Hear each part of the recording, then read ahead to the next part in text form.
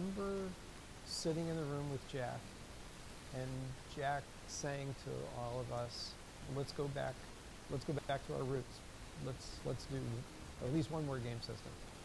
The controller is quirky. The industrial design of both the CD and the main unit are quirky. And the fact that, like, I guess somebody used the tooling on the main unit to make some kind of dental device. Like, it just has like this weird quirky history that I think is also inviting.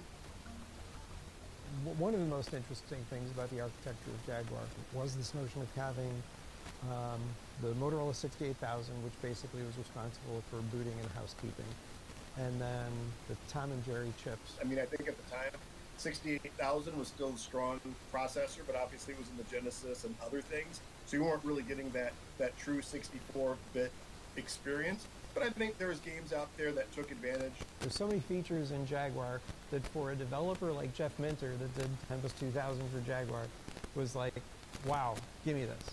I would say, other than Cybermorph, it did not necessarily feel like that quantum leap that we were promised. It wasn't the flying cars, as they say, that we would have in the future, but you could see the potential, and that's what was really cool. Like you could see the parts of Cybermorph. You're like, oh, fully 3D world compared to something like maybe a Star Fox, which was on rails. My perspective is the rule of thirds, where if you want to wind up with one really, really great game, you need to lay down 9 bets. Because out of those 9, 1/3 probably will ship. And out of those 3 games, one is going to be a hit, the other will be, and the other probably might be a dinger.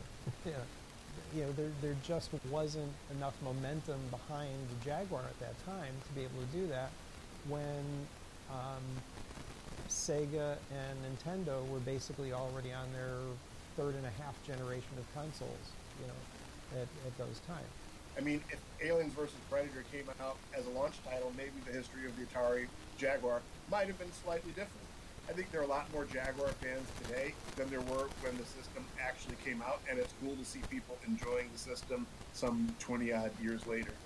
I believe everybody appreciated the innovative aspect, but on the other hand, the software was late, some of it was a little janky, but I think just saying, time heals all wounds, to go onto the Jaguar forums now and look at the love for the system, honestly, like, somebody that worked on it, I can't say that I completely understand it, but I totally appreciate it. I'm like, where were you guys like 20 or 30 years ago?